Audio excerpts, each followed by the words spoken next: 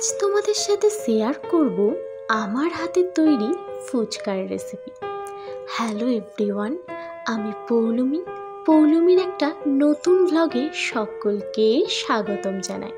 আর আজকে তোমাদের সাথে শেয়ার করে নেব আমি কিভাবে ফুচকাটা সেই দিন বানিয়েছিলাম। যদিও ফুচকার যে পাঁপড়টা সেটা আমার তৈরি নয়, সেটা আমি দোকান থেকে রেডিমেড কিনেছিলাম। আর সেটা আমাদের এখানে 10 টাকা করে শ নেয়। আমি ওই 100 মতো কিনেছিলাম, 100-ই প্রায় 42টা এরকম পাঁপড় ছিল। যাই হোক, চলো রেসিপিটা তোমাদের সাথে শেয়ার করে নিই। প্রথমেই গ্যাসটা জ্বালিয়ে নেব এবং প্রথমেই আলু মাখা এবং তেঁতুল জলের মশলাটা তৈরি করে নেব। কড়াই বা বাটিতে যাতেই হোক দিলাম শুকনো লঙ্কা আর গোটা জিরে এবং এটাকে ভেজে নেব, যাতে পুড়ে না যায় সেইভাবে ভাজবো। একটু গন্ধ বেরোলেই এটাকে নামিয়ে নেব।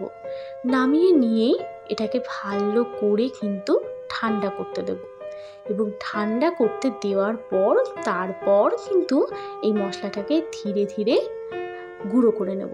এটা তোমরা শিলেও গুঁড়ো করতে পারো, আবার আমার মতো বেলুন চাকতিতেও কিন্তু গুঁড়ো করে নিতে পারো। যাই হোক, আমি সুবিধার্থে বেলুন চাকতিতেই গুঁড়ো করে নিলাম। এটা অনেকটা কিন্তু মচমচে হয়ে যায়।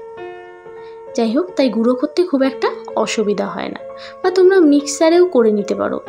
যাই হোক, আমি আর মিক্সারে করিনি এইটুকু মশলার জন্য। এরপরে গুঁড়ো করব হচ্ছে, গুঁড়ো না ঠিক ভেজে নেব ধনের গুঁড়ো, বা ধনেটাকে তোমরা গোটা ধনে এমনি করে ভেজে গুঁড়োও করে নিতে পারো। আমাদের বাড়িতে গুঁড়ো ছিল, তাই গুঁড়োটাকে আমি একটু আগুনে একটু হালকা করে তেতে নিলাম, বেশ সুন্দর সেন্ট বেরোয় জানো তো। আর এইটা হচ্ছে সেই পাঁপড় যেটা আমি 10 টাকা শ দিয়ে দোকান থেকে কিনেছিলাম। তোমরা ফুচকার পাঁপড় বললেই এরা কিন্তু দোকানদার কিন্তু দিয়ে দেবে, তোমরা কিনে নিতে পারো। আটা মেখে সম্ভব নয় সব সময়। যাই হোক, এবার এটাকে ভেজে নেব। দেখো কেমন সুন্দর ভাজা হবে। তবে আমি প্রথমেই একটু ভুল করেছি, সেটা হচ্ছে এটাকে আমি একসঙ্গে অনেক কটা দিয়েছি, তাই একটা দুটো কিন্তু ভালো ভাজা হয়নি। তাই তোমরা আমার মতো ভুল করবে না, তোমরা দুটো করে দেবে, তাহলে কিন্তু জিনিসটা আরও ভালো ফুলবে। ওই দেখো, দুটো কিন্তু খুব একটা ভালো হয়নি ভাজা, কিন্তু 2-3টে করে দিলে কিন্তু ভালো হয়। যাই হোক, ওই দেখো একটু পুড়ে গেছে ওই একটা দুটো। তোমরা ওই ভুলটা আমার মতো করবে না, তাহলে একটু খারাপ হয়ে যাবে। আমি কিন্তু তারপরে কিন্তু দুটো করেই দিয়েছি, সেটা তোমাদের দেখাচ্ছি। এই দেখো, 2-3টে করেই দিয়েছি, বেশি কিন্তু আমি দিইনি। আর এটা বেশি দিইনি বলে কিন্তু ভাজাটাও কিন্তু খুব ভালো হয়েছে আর দারুণ মচমচে হয় জানো তো। আর একটু লাল করে ভাজবে, বেশি লাল করবে না, তাহলে তো পুড়ে যাবে। একটু হালকা লাল করে ভাজবে, তাহলে জিনিসটা আরও মচমচে হবে। কিন্তু একটু ভেজেই তুলে নিলে না, একটু তারপরে তুপসে যাচ্ছিল, আমি দেখছিলাম। যাই হোক, আমার ভাজা হয়ে গেছে। এবার আমি আলুগুলো সিটি দিয়ে নিয়েছি, আর আলু আর আমি কিন্তু একটু কাঁচা লঙ্কাও সিটি দিয়ে নিয়েছি। এই সেদ্ধ লঙ্কার গন্ধটা না আমার ফুচকায় প্রচণ্ড ভালো লাগে।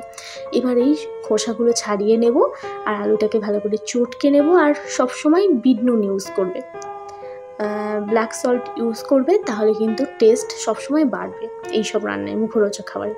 যাই হোক, আমি বিট নুন দিয়ে নিয়েছি এবং ভালো করে মাখিয়ে নেব। এবং এরপর এর মধ্যে দেব সেই যে ধনের গুঁড়োটা করে রেখেছিলাম, মানে ধনেটাকে ভেজে যে গুঁড়োটা করে রেখেছিলাম, সেই ধনের গুঁড়োটা দিয়ে দেবো। আর তার মধ্যে আমি কিন্তু দিয়ে দেব সেই মশলাটা যেটা আমি বানিয়েছিলাম, যে শুকনো লঙ্কা এবং জিরে দিয়ে, এবং সেই মশলাটা কিন্তু এরপর আমি দিয়ে দেবো। আর এটা তো তেল দেওয়ার কোনো ব্যাপারই নেই, তেল লাগে না ফুচকার ইয়েতে, আলু ভাতেতে। এটা একটা খুব ভালো জিনিস। যাই হোক, এবার আমি একটু খুব ভালো করে মাখিয়ে নেব। দেখতেই পাচ্ছ, ভালো করে চটকে চটকে মাখিয়ে নিতে হবে।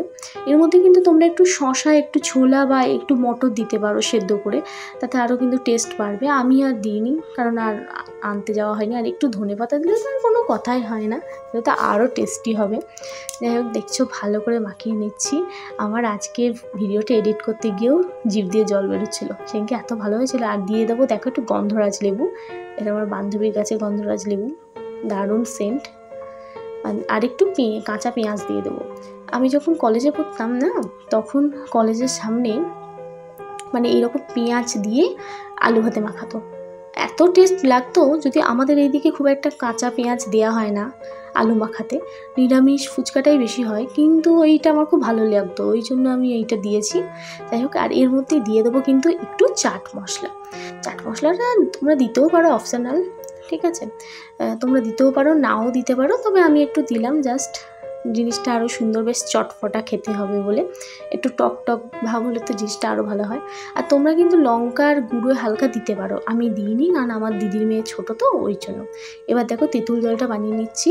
তেঁতুলটাকে ভিজিয়ে রেখেছিলাম এবং তার মধ্যে দিয়ে দিলাম বিট নুন আর ওই ধনের গুঁড়োটা, আর দিয়ে দিলাম শুকনো লঙ্কা জিরের গুঁড়োটা, এবং ভালো করে দেখো মাখিয়ে নিলাম। এইবারে দেখো গন্ধরাজ লেবু একটু কেটে নেবো এবং গন্ধরাজ লেবুটা দিয়ে দেবো। আর হ্যাঁ, তোমরা গন্ধরাজ লেবু কম, মানে বেশি লেবু দেবে না, তাহলে কিন্তু বেশি টক, মানে একটু তিতকুটে হয়ে যাবে। তাই ভেবেছি তো অল্প দেবে, তাহলেই হবে লেবু।